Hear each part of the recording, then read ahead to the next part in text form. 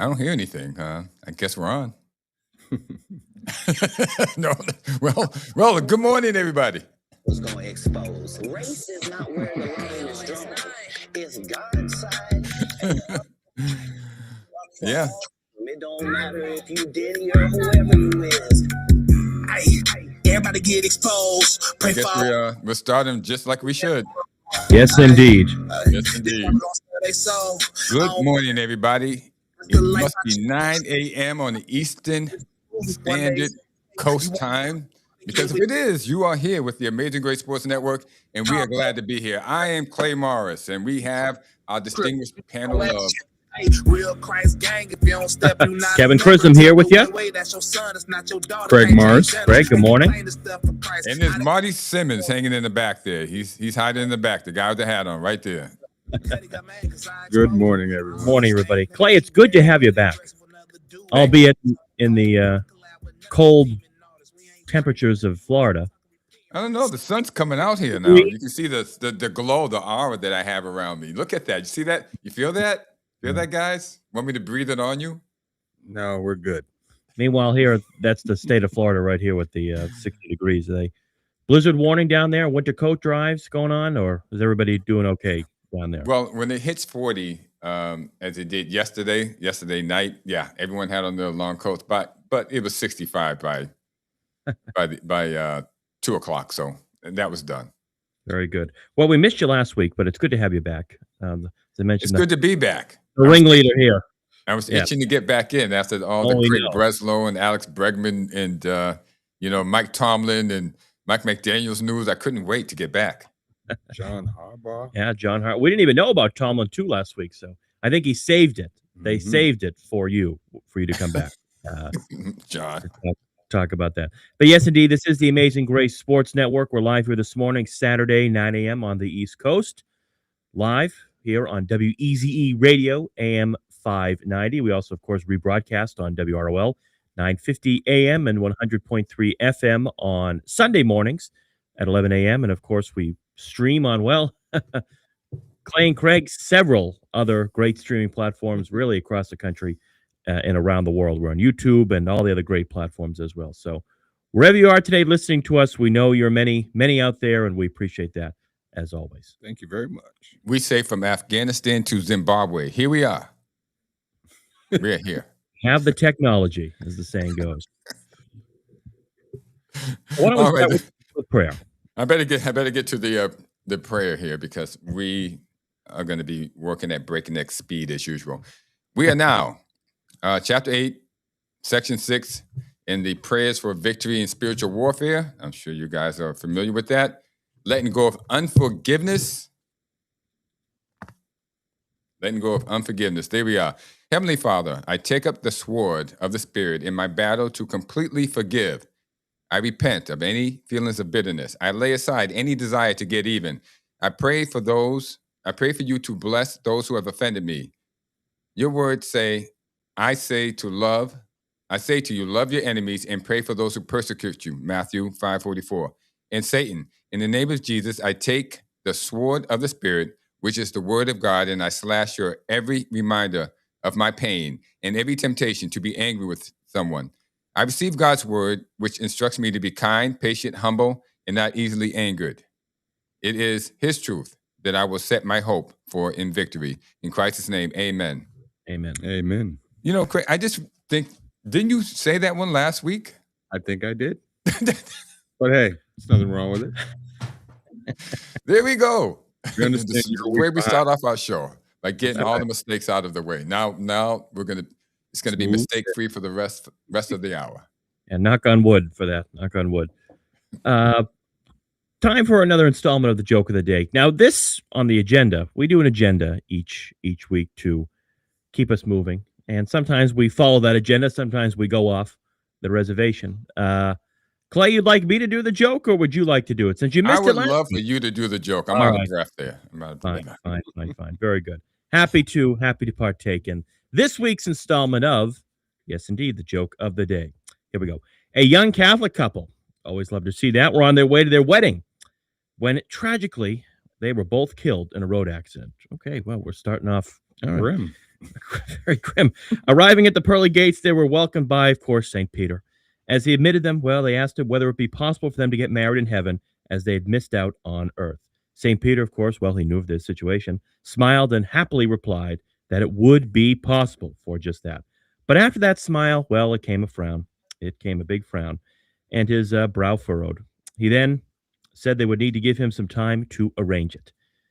Over the next couple of years, the couple kept reminding him, but he kept telling them that he needed more time. Finally, one day, he came to them with a big smile on his face and told them it was all arranged and now they could get married. So they had a big church wedding with a priest and everything. And as the years went on, their marriage, well, it unfortunately turned sour. And eventually, they went back to St. Peter, rather shamefully, and asked, well, would it be possible to get a divorce? St. Peter was not amused, replied rather testily, "Look, you guys don't get it, excuse me. It took me more than 2 years to find a priest up here in heaven for you. How, how long do you think it's going to take me to find a lawyer?" Boom. There it is. There it is from the Claymore Secret Joke Book of Jokes here. Clean Christian humor here on Saturday morning on WEZE. Yeah. I mean, let's think about it. How long would it take to find a lawyer in heaven? It certainly take a long time. That's going to take a long time. So we like to start off with a little bit of humor here before we get into all things sports. The number, of course, for your calls here this morning, 844-249-5247. Whatever it is you want to talk about here on the show today. Very good. Nothing is really off the table. We talk about, of course, the Red Sox, the Patriots, the Focus, and the Celtics and Bruins. But really anything else you want to talk about, we're happy to partake in that, as always, here on the show. Well, before we discuss those topics, why don't we go into our 3 questions of the day here for this week's installment of Today in History, the January the 17th edition here on the Amazing Grace Sports Network. Today in History.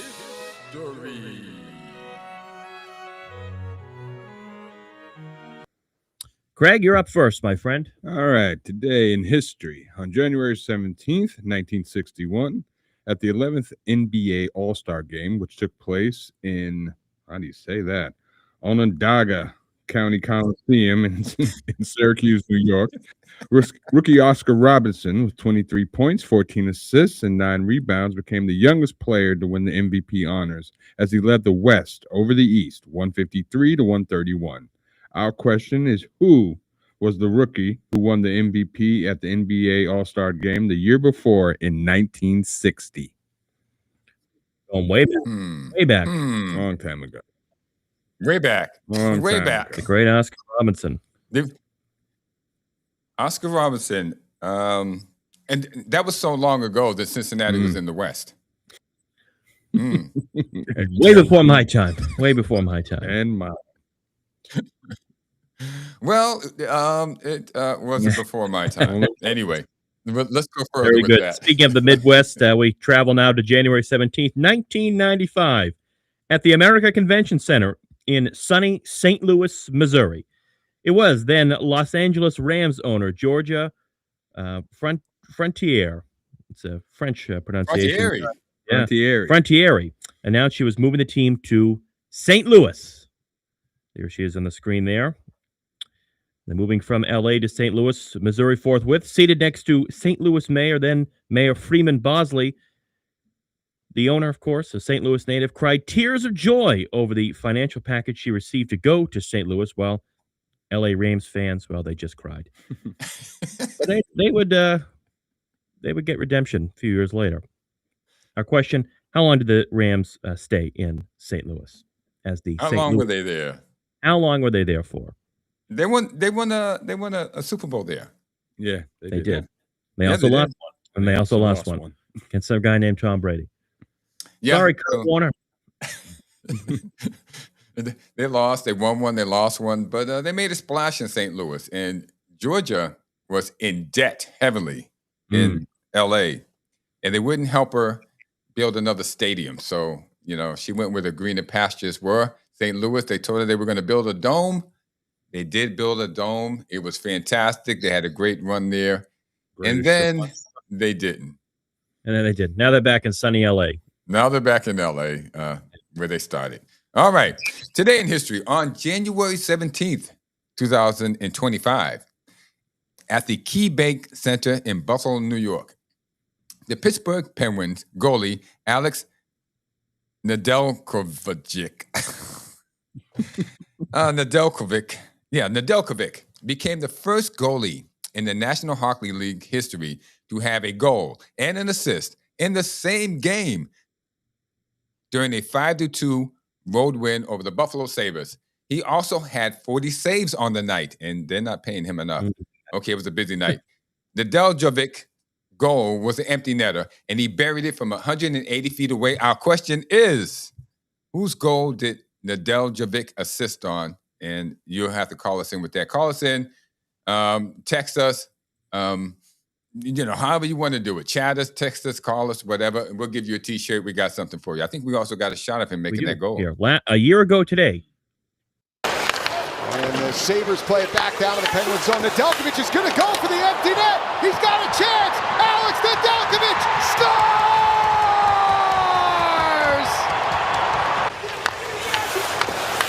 And then you missed that. And he took a hit to make a play also. And when you get a soft backhand dump in and around the boards like that, I was going, oh boy, this could be it. And he drained it.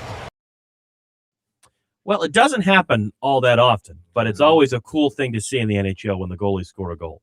That was a heck of a shot. That was a heck of a shot. It certainly was. A year ago today up there in Buffalo. Has anybody ever tried to make, we got a guy sitting back there. Marty, you're a hockey guy. Have you made a shot? I mean, even empty netted from the back behind your net? I don't think he can hear you. Yeah. Okay. Well, I know that I've tried it. I didn't. You're a hockey guy. Have you ever scored a goal as goalie? Did you ever play goalie? No. That'd be a no. That'd be a no. Okay. That's all right. No headphones. No worries. No worries. Anyway, why don't we transition now to say hello to some of our great sponsors here who do keep us going each and every week here on the Amazing Grace Sports Network. Then come right back.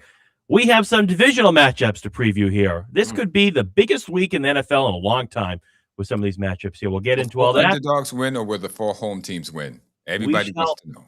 We shall find out here on the Amazing Grace Sports Network. Continues on right here on WEZE.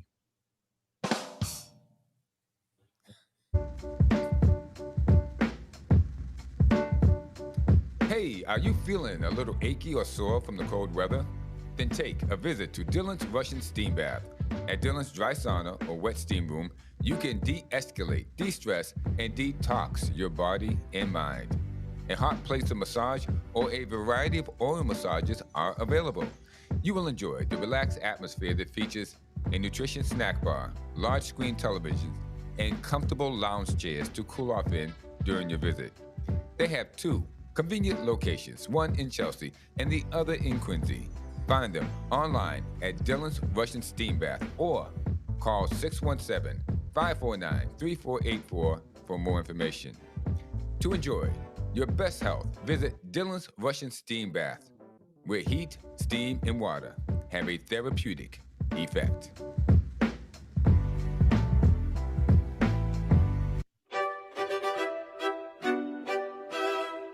Well, my friends, I want to talk to you about computers. Is your computer screen cracked or have a black screen? Is it slow to charge or does it exhibit abnormal battery drainage? Does your PC run slow or have keyboard issues? Well, then PhilComp Computer Center, located at 1690 Dorchester Avenue, is your remedy for all your computer and medical problems. PhilComp Computer Center has been in the computer repair, upgrade, malware removal, and data recovery business for over 20 years. Whether your computer is a Mac or IBM based, give them a call. Their number, 617-265-1910. That is 617-265-1910. To solve all your computer problems, our good friends at the PhilComp Computer Center.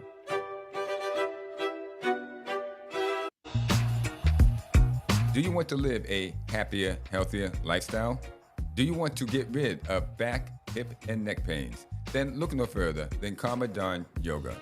Karma is an accomplished and experienced yoga instructor who specializes in total body restorative yoga.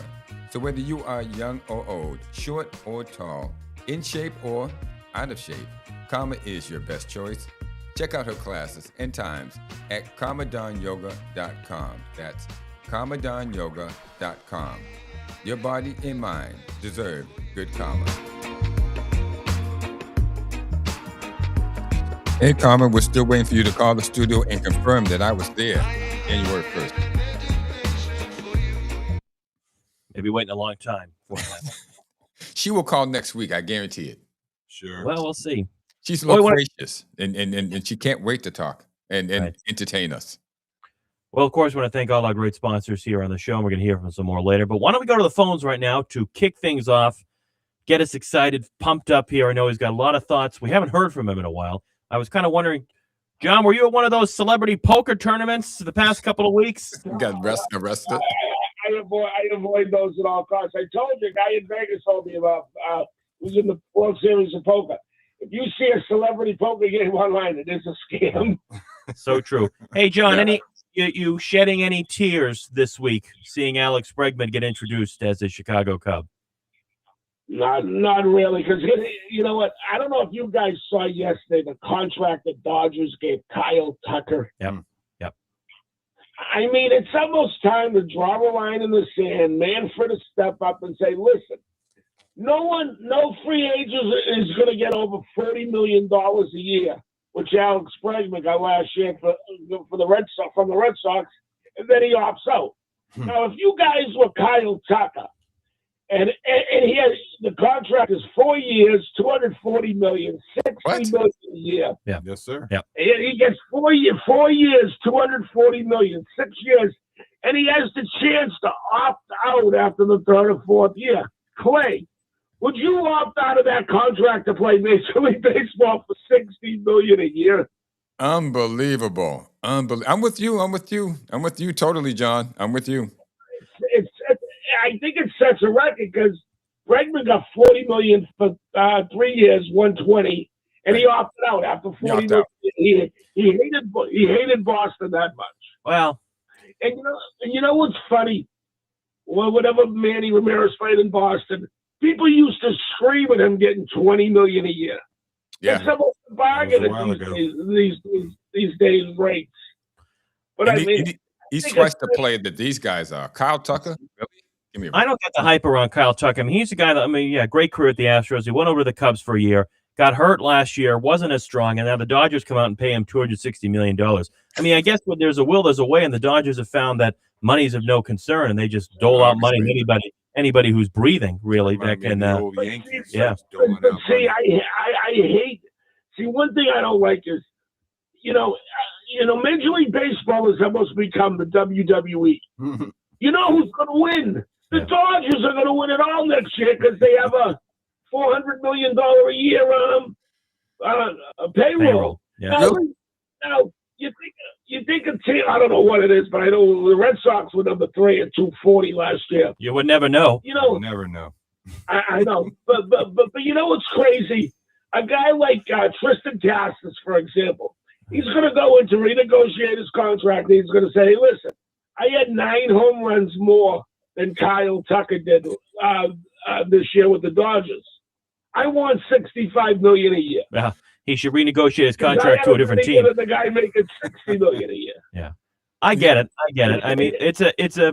I mean, we saw with Ohtani. We saw with any player you name that's on the Dodgers right now, getting all sorts of big money. The extension that they gave to Mookie Betts is that until the MLB comes in with the way they sort of cap that and limit it, it's going to continue. They got to cap. Listen, they're talking about guys. Listen, they're talking about all the fraud that's going on in Minneapolis. I think there's some fraud going out there in Los Angeles. I mean, it's crazy. Somebody should be out there protesting, paying bums this amount of money. I know. I agree. I wholeheartedly agree.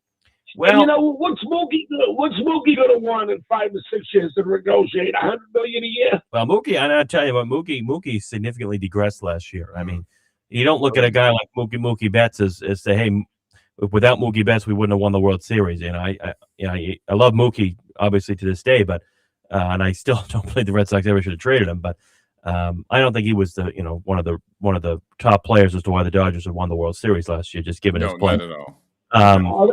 They had a balanced team. They had a balanced team last year. They got the pitching when they needed it. Yep. And I don't know if you guys remember during all those playoffs, They couldn't hit the ball out of the infield. Right. Yeah, he couldn't get it out. 3 runs a game, they put up 7 runs a game. They were like a Dr. Jekyll, Mr. Hyde team. So you don't think, John, just switching to Bregman quickly, and then we got to run and talk about the NFL, you don't believe that Breslow should have done more? Because reports are that the Red Sox offered Bregman one less year and about $10 to $15 million less than what the Cubs had offered him. You don't believe the Red Sox and Breslow in the front office should have done more to placate Alex Bregman here? Kevin, he didn't want to be here. He made $40 million last year. Amen, John. I'm right with you, John. I would have booted him out the door. I wouldn't even have offered, but at least they were gracious enough to offer him something. The door, don't let it hit you on the way out. Don't let it hit you on the way out, Breggy. You could have given him half ownership of Fenway Park. He would have said, "I want full." He would have said, "I want full ownership of Fenway Park." I'm going to tell you, whatever you offer them, he was going to take that offer and go to another team and see if he could get more. And that's the way they were going to do it. They were going to play each team against the other, and it was just foolish to keep going with it because it would have never stopped. Well, sad to see him go. No question about it. I'm sorry. I thought the Yankees were going to sign him. They need third base help out of the Yankees. Well, the Yankees. I thought he was a natural. The Yankees, like the Red Sox, really haven't done much in the free agent market. Obviously, the Red Sox finally, than 24 hours after letting Bregman walk, signing left-handed pitcher Ranger Suarez from the Phillies which is a good move here. And but John, still, I think a power bat is needed. I'll give Clay the last word on this. Definitely. Hey, John, give me a prediction. Give me a prediction on tomorrow's game before we move on. Yes, please. I hate to tell you, I think it's going to go in overtime. Wow. I think it's going to go in overtime. I think it's going to be a shootout because all you hear is the defense, the Texans' great defense, number one in the world. I really think it's going to be a 37-34 game in overtime. And I hate to tell you, listeners, I think Stroud's going to have a career day. Wow. Bro, we're going to find out. All right, John, we have to roll. We have to run out of here and start working on our football predictions. Hey, John, don't be a stranger. Always good to hear from you. Okay, guys, take care. Bye-bye. Take care, John. Well, there's another person who thinks it's going to be a high-scoring game. Me and John think alike. Maybe it's because of our age. Maybe that's it. Perhaps. Well, C.J. Stroud certainly didn't have a career day against the Steelers last week. That's for sure. No, it's not going to have a career day against the Patriots tomorrow either. But anyway, what do we got, guys? Well, from one great caller to another, we're going to go back to the phones, if that's okay, because we can't keep Wayne waiting too long. No, we can't. Wayne, good morning. You got the floor, Wayne. You all, how's everyone doing? Doing all right, Wayne. How about yourself? It's sunny Florida down here, baby. Blue skies, puffy white clouds, and a bright yellow sun. What could be better? And winter coats for all. Rub it in. Well, Kevin, you touched on it last week. We had some great college football play coming up with wow. Mendoza and Indiana and Miami. Who would have thought those two teams would be in it? Maybe Indiana, but who would have thought Miami? For sure. I mean, Mississippi let them get away with one. I like Mendoza all the way. Well, as I said, Fernando Mendoza, hope you're starting to look at houses in Vegas because that's where you're headed next year as the presumptive number one overall pick. And I think it's going to be a good game. Miami obviously playing at home. This game is in Miami. That always helps. But Indiana favored by 8.5. It really has been a great year for Curt Cignetti in almost a Cinderella type past 2 years for Indiana. I mean, when people think of Indiana, think of basketball, Bobby Knight, things like that. Nobody talks about Indiana in a college football sense. But why should they? Why should they? Yeah, I mean, but look at Curt Cignetti has come in and has completely revamped that program. He's done a tremendous job. I'm all in on the Hoosiers, and I think it's going to be a great game. Carson Beck obviously been on that stage before with Georgia, now with Miami here, and he's proved a lot of the doubters wrong. I mean, again, this is a team that didn't even play in the ACC championship. A lot of these pundits suggested that Miami shouldn't even have been in the college football playoff. But here they are. It's going to be a sad day in Miami. It's going to be a sad day. They're going to lose right in Miami. Nothing's worse than that. So, but Wayne, who were you taking in that game? Miami. Mendoza's a Miami kid as well. Correct. Too. I'm going with Indiana all the way, and I can see George Clooney playing Signetti in the movie. I mean, seriously, it's an incredible accomplishment, both last year and obviously this year. And one more game and a dynasty in. I'm going with Indiana also. I do have a question. Is Jaylen Brown hurting his reputation with the NBA referees with all this non-calls? I mean, the kid is a talent. I think Missoula should be the one politicking for him. I don't want to see him get a bad reputation and not get the calls that he's so deservedly supposed to be getting. But Wayne, he's telling the truth. I know, but you don't. It's not whining when you're actually telling the truth. Right, but I think it looked better from Missoula. You don't want to get this guy a bad rep as the referee. You are right, Wayne. It would come better from Missoula, but Missoula doesn't have the deep pockets that Jaylen Brown does. And well, he's not getting the calls, so it doesn't matter what the end. I think he should just go for broke and just go Dennis Rodman, not with the colored hair or with the fingernails or anything, but just constantly harangue the refs because he's not going to get any calls. They're going to give it to the Lakers and the Wembayamers and the people that they want to promote, and he's not going to be that guy. Well, you're right in the fact that he even came out and said that, saying when he was asked about it, he says, on top of that, this is Jaylen Brown, I study all the top guys will get to the free throw line at a high rate and do the same things that they do. It's just to pick and choose what they like to call on.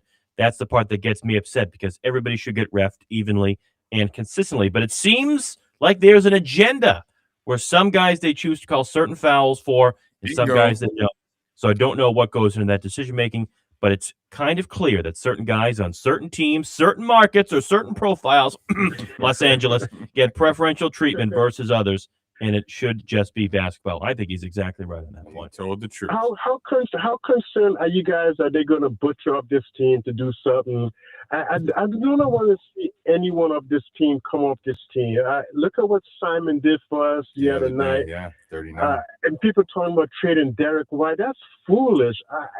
We need length. If anything, we have scorers. We need more length. I don't see the Celtics. I'll speak for myself, but I don't see them making any moves to get rid of any of these guys on the team. If anything, to add. But no, I mean, they're not going to get rid of anybody. They throw these things out here to get people to chase, all riled up, and bite on these scenarios. Don't feed into this. There's no way Anthony Simons is going anywhere, and no way that Derek White is going anywhere. And anybody who says that, just ignore them and move on to the main topic, which is the Patriots. Who do you like, Wayne? Who do you like, Wayne? I got the Patriots maybe 21-14. It's going to be a close game, but the Patriots should take this out. Did anyone answer your NBA trivia yet? No, not yet. Are we looking for Wilt the Still Chamberlain for 1960? Yes, I think you got it there.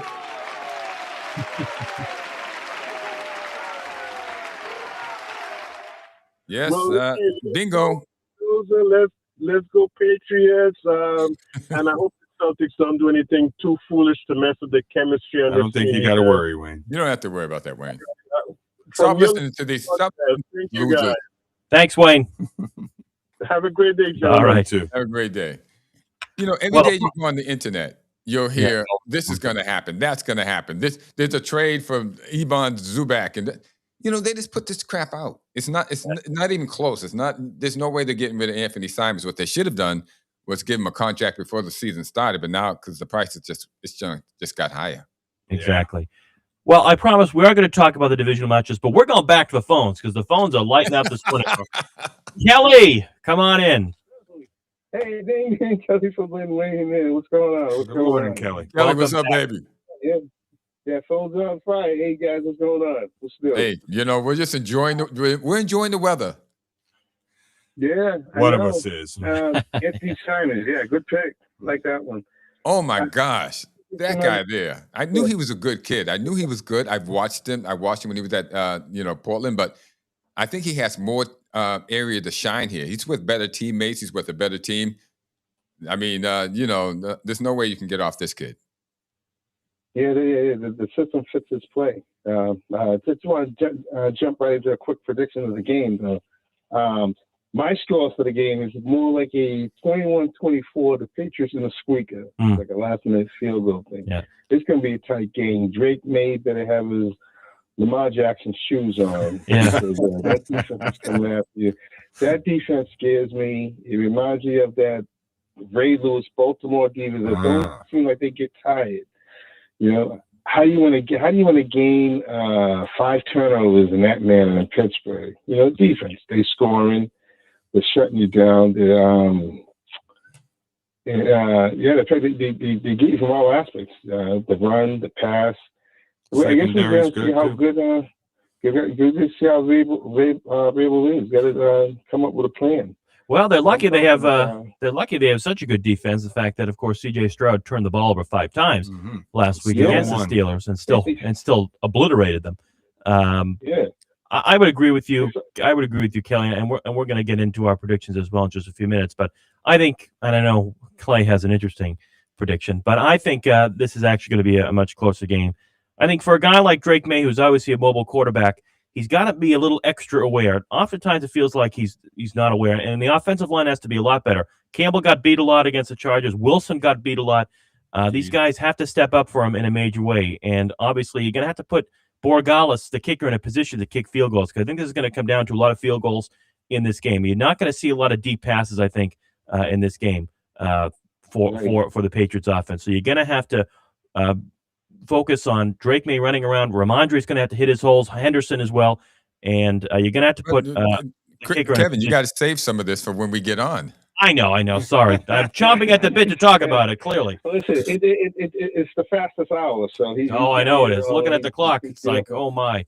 But, yeah, Houston's going to come down. It's going to come down to C.J. Stroud. I will eat for him, and the Patriots got to disrupt him. Well, we'll see. I mean, I think the Patriots can get some turnovers off of CJ. I think so, but I think they're going to turn him over. He's been in a situation like this before. CJ Stroud has once in the division already, but obviously they have not gone to the AFC Championship game. Actually, the Texans in their career have never won in the divisional round, so and they're not going to. Let's hope that doesn't continue. Kelly, thanks so much. Appreciate it. All right. All right. I am going to propose something to you here. How about we go say hello so we can go uninterrupted here, hear from some of our other great sponsors, and come right back for the final 20 here on All Things Else. Sound good to everybody? All right, here we go. Anybody hungry? Well, yes, indeed. Our friends at the Early American Diner, we want to say hello to them. And, of course, to our great real estate sponsor, Yama Investments, as the Amazing Grace Sports Network continues right on here at WEZE, AM 590, 844-249-5247. Where do you go for the best breakfast and the best lunch in the South Metro Boston, Quincy area? You go to the Early American Diner located at 1054 Hancock Street in Quincy. From their strawberry shortcake French toast to their famous corned beef hash for breakfast to the lunch menu, which includes a variety of burgers and specialty sandwiches such as the Waldorf turkey made with roasted turkey, apple slices, and walnuts. So, whether you want to dine in their cozy restaurant, take out, or have it delivered, the Early American Diner in historic Quincy, Massachusetts, is your go-to eatery to enjoy great food at great prices at your convenience. Of course, want to thank our great friends at the Early American Diner in Quincy. And, of course, saying hello now to our great real estate sponsor of the show, Oyama Investments, always doing a live read for them. If you're looking for a smart investment, just searching for a place to call your home, well, we want to welcome you to Oyama Investments Limited, where your dreams do find a foundation. At Oyama Investments, more than just your real estate firm, they're your trusted partner, helping you build a secure future, whether you're investing in a property that'll grow with you or purchasing a dream home. They make the process easy, transparent, and also rewarding. At Oyama Investments, they specialize in finding properties that align perfectly with your goals. Imagine yourself owning a piece of the future, whether it be a luxury apartment, a commercial space, or a family home in the perfect neighborhood. And, well, if you're new to the real estate investment world, don't worry. They're here every step of the way, helping you make informed choices with confidence. With real estate prices rising, there's never been a better time to invest. If you're ready to see your dreams come to life, visit the website, www.yamainvestments.com. Give them a call, 617-221-8818. Of Oyama in bed. I didn't play that music because sometimes it interrupts on the stream, so we'll have to work on that. But sounded good there. Anyway, want to thank, of course, our great sponsors here on the Amazing Grace Sports Network. All right, gentlemen, here we go. The final 20 minutes here. All things NFL. We've talked about the Celtics. We've talked about the Red Sox. We may not get to the Bruins. We may have to save them for next week, and that's okay. But let's talk about what I think is probably one of the biggest implications in terms of the divisional round we've seen in a long time. This could be one of the greatest weekends we've seen in football in a very, very long time. 4 great matchups. It all kicks off this afternoon, 4 o'clock in Denver. But first, before we do that, I want to talk about the Patriots' big 16-3. I say big 16-3 win over the LA Chargers. Would you, beginning our conversation here, categorize that as an ugly win? A win's a win, but what could have gone better? What could have gone worse for the Patriots against the Chargers last Sunday night at Gillette? Go for it. You say it's a beautiful win? Beautiful. Craig? I kind of agree with him. I thought it was beautiful, at least defensively. Defense showed up. Yeah. They were spectacular. There's nothing I could really say bad about them. So defense, especially towards the end. I mean, exactly. I felt bad for Justin Herbert out there. Like, oh my gosh, he's going to retire on the spot. I mean, he was getting collarbed. Milton Williams was coming after him. Everybody was after him. And Herbert couldn't get situated all night. I mean, he has some great receivers, McConkey, Johnston, the veteran Keenan Allen. Couldn't get those guys anywhere. So credit to the Patriots defense in that game, coming up in a huge way, and only letting up 3 points to the Chargers there. Indeed. Drake May was okay, I thought. Not great, but also not Shadur Sanders-esque either. I think he's got a lot to improve on in a very, very tough matchup against the Houston Texans tomorrow afternoon, 3 o'clock. Houston will be without star wide receiver Nico Collins. You never like to see players injured, obviously, but for this case, makes it a little easier for the Patriots. And we get Christian Gonzalez back, who there was concern he wasn't going to play. He'll be there. Patriots, really, for the most part, with the exception of a few guys, are operating at full health. Mm-hmm. Clay, I'll give it to you first. I know you have said a lot of things about the Texans this week. Go ahead. Yeah, it's going to be a blowout, guys. It's going to be at least a 14-21 point blowout for the Patriots. With all this talk about their defense, it's gone to their heads. And besides, we got guys who can scheme for their defense. So we're going to pop them open with quick runs, quick hits down the field. The Patriots are going to go out and they're going to score. C.J. Stroud is going to turn the ball over. That's going to lead to another score, another turnover, another score. And then it's going to be 21-3. Then it's going to be 28-6.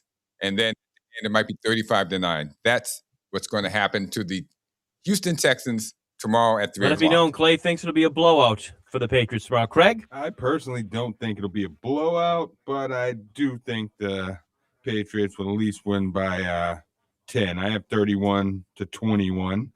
I think, I think they're kind of vulnerable in their secondary. If we can get past that secondary and throw over them, and Drake May is pretty accurate with his deep throws. So I think, and especially the guys on the edge too, Anderson, Hunter, a lot of those guys too. So Drake May's gonna be running for the hills if the offensive line can't step up and. The defense is somewhat scary, and they do swarm. So they do. It kind of scares me when Drake May, he's used to moving up in the pocket. And the fact that they swarm like they do, that might cause an issue. So, and they're going to have to put, as I mentioned, Borregales and the special teams in a position to kick some field goals here to get some points on the board here. I don't think you're going to see a lot of deep throws from Drake May in this game. If you can find open targets, if you can get Diggs out open, Booty, Douglas, whoever it is, Hooper and Henry too.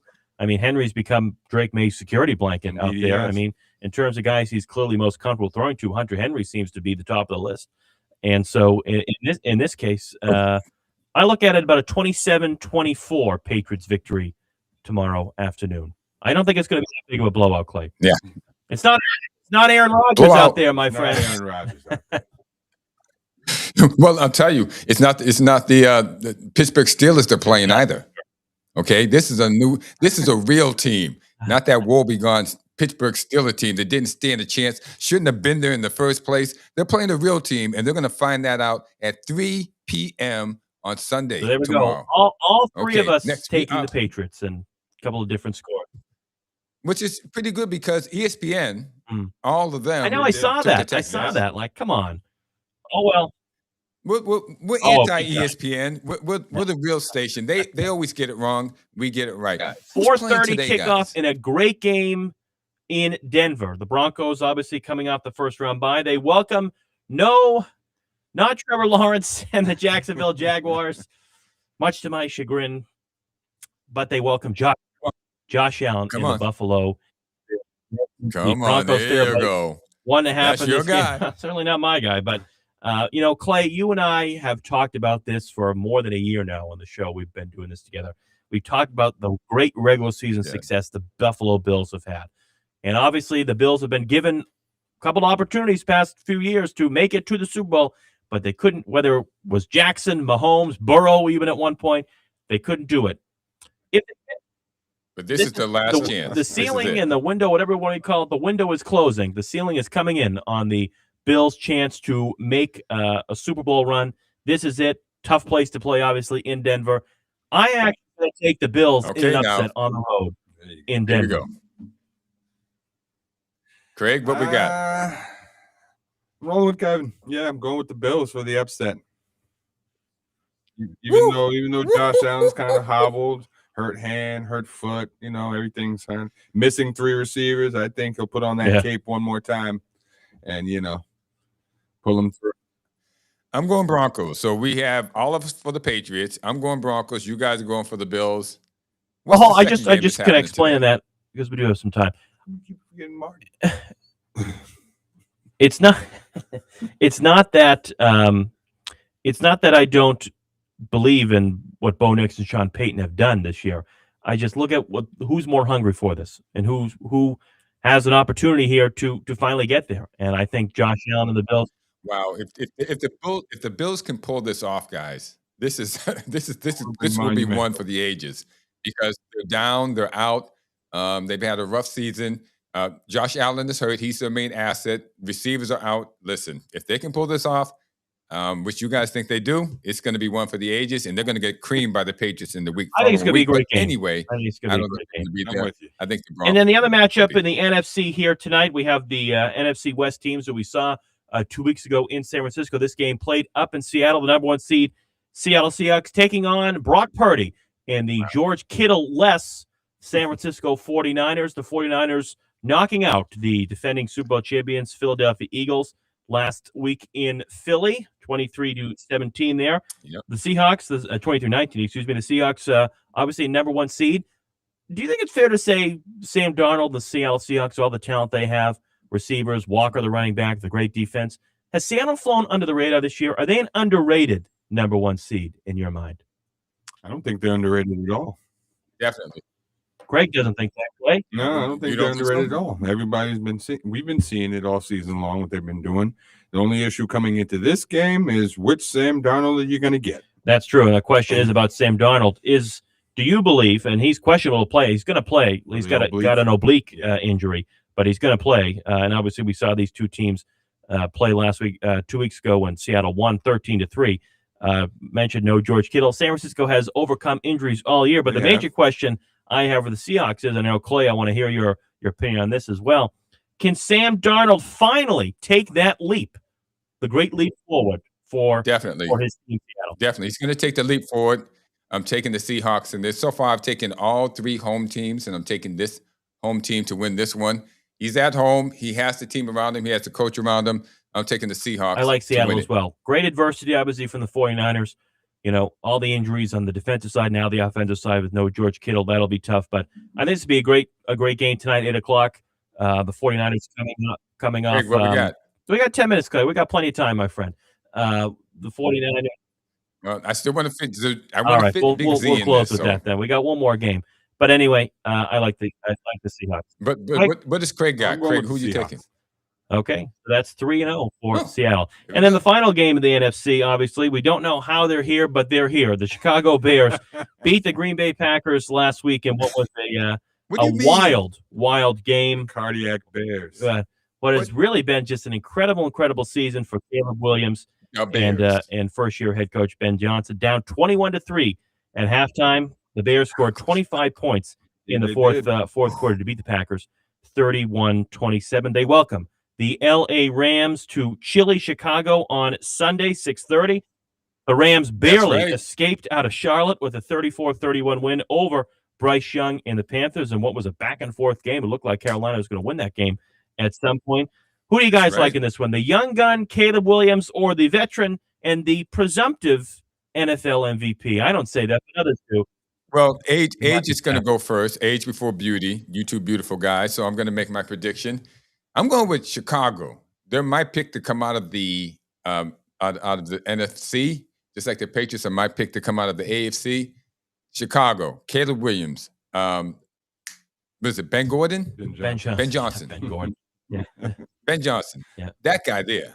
Oh my gosh. Listen, what he's done with Caleb Williams, it's a collision course. They're magical. I'm looking at Chicago beating the Rams and going on. I think the wild ride that we've been on with the Bears this year comes to an end. I think the Rams, Matthew Stafford, presumptive MVP. Depends on who you talk to. Yeah. Exactly. Yeah. I think he'll handle that. Puka Nacua is a problem. Devontae Adams, definitely a problem. And the defense is playing so-so, just enough that I think they'll beat the Bears. I think this ride of these fourth quarter comebacks is over, man. Well, in this case, this could be a great game tomorrow night, 6:30. I'm gonna take Chicago. It is. Even though I lost a little bit of faith in them against Green Bay. I thought they would have come out a little bit more firing against the sort of banged up Green Bay Packers team that ended the year with 4 losses in a row. But that being said, this is going to be a shootout. As I mentioned, the Rams barely escaped out of Carolina. And again, they probably should have taken more control over. In this case, the cold weather, I think, helps Chicago. Give me the Bears at home to play what we think the Seahawks in an NFC championship game. So there we go. Clay and I said the Bears. Craig has the Rams. We all said the Patriots. Craig and I said Buffalo. Clay says not so fast. Denver. And then we all were in agreement with Seattle. I'm taking the 4 home teams. I'm taking the home teams to pull it out, but we'll see what happens because all of these guys are pretty good teams. As I mentioned, it's going to be a great weekend of divisional round football. Kickoff 4:30 in Denver Saturday. Just before we head to our final segment on the NHL and, of course, the retirement of Zdeno Chara, just quickly here checking in on the NFL coaching carousel here in the NFL. Mike Tomlin, has joined the fray, stepping down after 19 years as head coach of the Steelers. Clay, want to get your thoughts on this first. No other hirings or firings to report as of yet, although the signs are pointing, it's not official yet, that John Harbaugh is going to be the next head coach of the New York Giants. The right move, perhaps. Will he bring the Giants back to a form of relevance? No head coach has ever won a Super Bowl with more than one team. John Harbaugh looking to do that if that all works out with the Giants. But first, I think Clay, you should do it. Your thoughts on your great friend, Mike Tomlin. Mike Tomlin. Let's see. Mike Tomlin was around 11 years too long. Okay. They should have got rid of him after the first 8 when he didn't. He had 1 Super Bowl, but after that, it just became blasé. Nothing was done. Mike Tomlin's lazy. Okay. He doesn't put the effort in on his team. He wants to be a motivator, but you're still going to have to put the effort in. You're going to have to stay there late at night. You're going to have to motivate your team by what they see in you, Mike Tomlin. And you were not that guy. You didn't show that you wanted to be in there grinding. You didn't show that. And your team, they behaved just like you. They fell short. They didn't give their best effort most of the time. You won in your second year because you won with Bill Cowher's guys. And after that, it was all downhill. And it's just been going downhill for the last 10 years. So no one's going to miss you, Mike. I don't even know why they're talking about where you're going to go. Who would hire you? Who wants more of mediocre? Who? Why? Tell me, why does anyone want more of mediocre?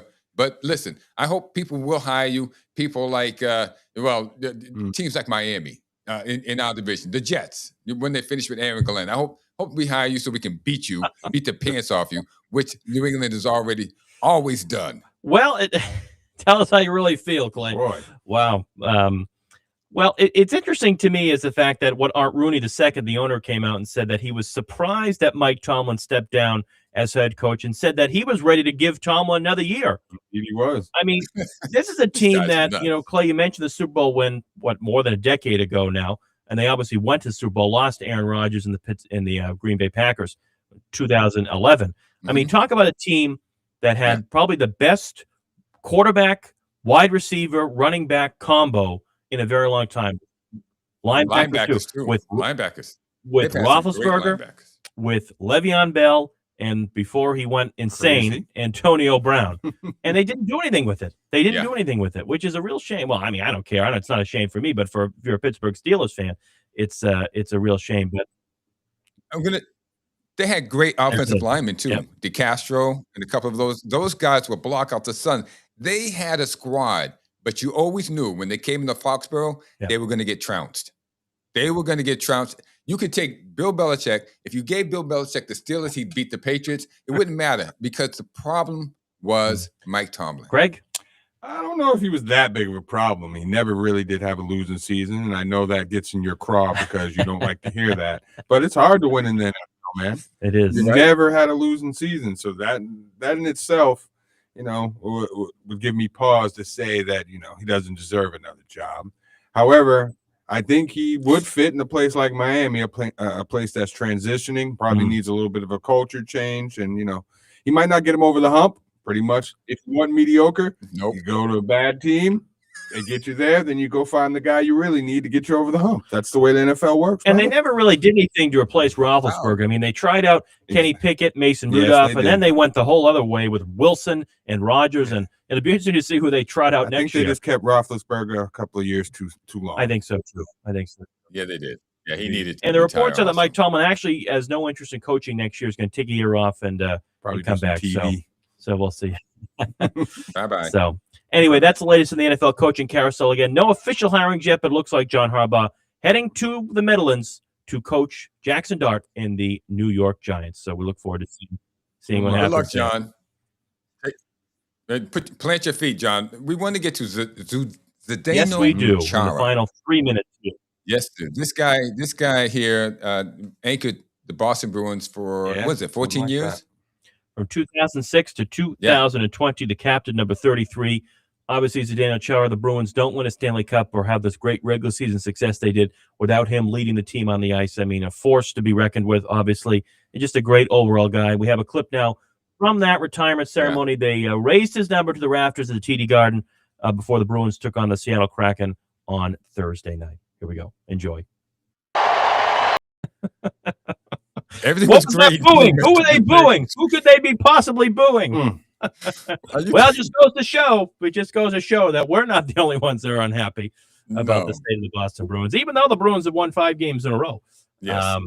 But hey, just a great, tremendous honor for Big Z, and well-deserved, obviously, a great Boston Bruin, and will always be one of the most legendary Bruins to ever don the black and gold.